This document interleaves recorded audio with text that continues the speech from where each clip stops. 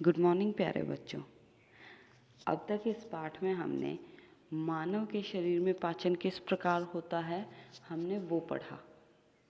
उसके अंदर हमने देखा अंतःग्रहण होगा, आंशिक पाचन शुरू हो जाएगा मुख में ही, पेट आमाशय में जाएगा खाना, फिर उसके बाद हम क्षुद्रांत में जाएगा, बृहदांत में जाएगा, फिर गुदा द्वार द्वारा बाहर आ जाएगा। मतलब इसके अंदर पाचन और उत्सर्जन हमने पढ़ा।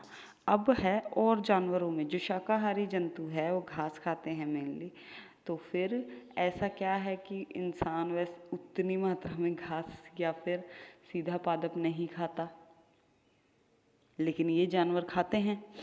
तो इन जानवरों के शरीर में बहुत खास मॉडिफिकेशन हैं ताकि ये इन्हीं से ऊर्जा प्राप्त कर सकें। जो ये होते हैं, पत्ते होते हैं या घास होती है, इनके अंदर सेल्यूलोज नाम का एक कार्बोहाइड्रेट होता है, लेकिन मानव शरीर उसे पचा नहीं सकता।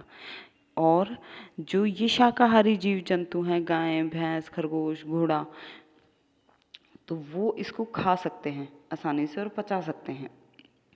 अब ऐसा क्या है इनके शरीर में, जो इनका आहार नाल है वो मनुष्य की आहार नाल से अलग होता है। अब अगर हम इस चित्र को ध्यान से देखें तो इसके अंदर हम क्या क्या अलग देख पा रहे हैं। हम रुमेन और अंधनाल दो भाग अलग देख पा रहे हैं। जब ये दो भाग अलग हैं इसमें, तो इसके पीछे भी कारण होगा, क्योंकि इनका कुछ ना कुछ महत्वपूर्ण कार्य अवश्य होगा जिसके कारण ये इनके शरीर में उपस्थित हैं। अब हम सबसे पहले देखेंगे रुमेन को।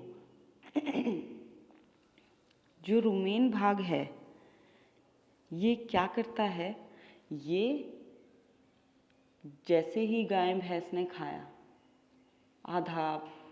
आधा उधा सा पचा हुआ, मतलब आंशिक पाचित भोजन इसमें रुमेन में इकट्ठा हो जाता है। और फिर समय समय पर गाय भैंस क्या करते रहते हैं कि रुमेन से कड को या जुगाल को ग्रसिका से होते हुए अपने मुंह में ले आते हैं और उसको चुबाते रहते हैं, और तभी हमें वो जुगाली करते हुए नज़र आते हैं। और इस प्रक्रम को रोमंथन कहा जाता है। रुमेन से लेके मुंह तक कड का आना और उसका जुगाली करना, तो ये है रोमंथन। अब हमने अभी बात की सेल्यूलोज की, कि सेल्यूलोज का पाचन इन शाकाहारी जीव जंतुओं में हो जाता है, मनुष्य में नहीं होता। अब आ गया दूसरा भाग, अंधनाल। अंधनाल है बृहदांत और क्षुद्रांत के बीच का भाग। अब अंधनाल में ऐसे जीवाणु उपस्थित होते हैं जो सेल्यूलोज का पाचन कर सकते हैं। तो फिर क्योंकि इस अंधनाल के अंदर जीवाणुओं की उपस्थिति है, इसी कारण से ये शाकाहारी जीव बड़ी आसानी से सेल्यूलोज का पाचन करके ऊर्जा उत्पन्न कर लेते हैं। लेकिन मनुष्य के शरीर में ये जीवाणु उपस्थित नहीं होते, और जिसके कारण मनुष्य शरीर में सेल्यूलोज का पाचन नहीं हो सकता। अब ये तो हो गया, ये भी हो गए ऐसे जीव जिनके पास पूरी आहार नाल उपस्थित है।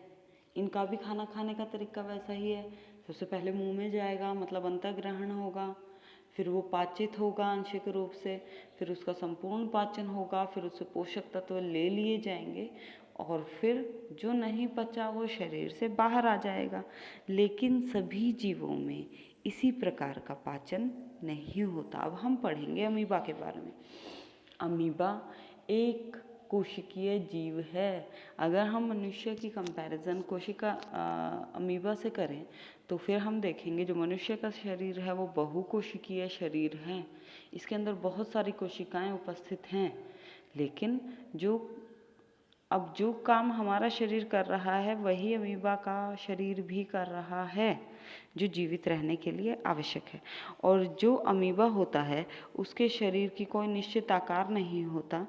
अब हम यहाँ पे देखें तो एक सिंपल सा डायग्राम ड्रॉ किया गया है आप सभी के लिए, ताकि आप इसको आसानी से समझ सकें कि ऐसा जीव जो केवल एक ही कोशिका से बना हुआ है, जिसके अंदर कोई पाचन तंत्र उपस्थित नहीं है, वो कैसे खाना खा रहा है, वो कैसे काम चलाएगा। तो इसके अंदर हम देख रहे हैं कि ये एक अमीबा है और अमीबा के हमने भाग लिख लिए। जो बीच में एक काला सा भाग आपको नज़र आ रहा है वो केंद्रक है, और जो कोशिका के अंदर जो द्रव है वो कोशिका द्रव है। तो जब भी अमीबा अपने आसपास किसी भी खाद्य पदार्थ को महसूस करता है तो क्या होता है, उसका शरीर क्योंकि आकार बदल सकता है, वो पादाब बना लेता है, मतलब उंगली नुमा संरचना बना लेगा जो खाद्य पदार्थ है उसके चारों तरफ, और उस खाद्य पदार्थ को अपने अंदर ले लेगा। और जब ऐसा होगा तो जैसे हम यहाँ पे देख पा रहे हैं, खाद्य पदार्थ के चारों तरफ खाद्य धानी बन जाएगी। और जैसे मनुष्य शरीर में हमने क्या पढ़ा था कि पाचक रस उत्पन्न होते हैं जो भोजन को पचाते हैं, तो ऐसा ही इसमें भी हो रहा है। खाद्य धानी के अंदर पाचक रस उत्पन्न होते हैं और वो जो कुछ भी ये खाद्य पदार्थ है, इस खाद्य पदार्थ को सरल पदार्थ में बदल देगा। अब यहाँ पे क्या हो गया, यहाँ पे खाने का पाचन हो गया और जो ये सरल पदार्थ हैं इनका अवशोषण हो जाएगा। जैसे यहाँ पे दिखाया गया है कि खाद्य धानी के अंदर ही पाचन हुआ, तो और जो पाचित हुआ भाग वो आ गया अवशोषण के द्वारा बाहर। और इसके बाद क्या होगा, क्योंकि अब जितना ज़रूरी था, जितने पोषक तत्वों की आवश्यकता थी वो तो ले लिए इसने, लेकिन अब बाकी क्या बचा, अब बच गया बिना पचे भोजन का उत्सर्जन। वैसे ही होगा जैसे अंतःग्रहण के वक्त हुआ कि पादाब बने थे, तो वैसे ही उत्सर्जन के समय पे होगा कि पादाब बनेंगे और जो अपशिष्ट पदार्थ है वो अमीबा के शरीर से बाहर आ जाएगा।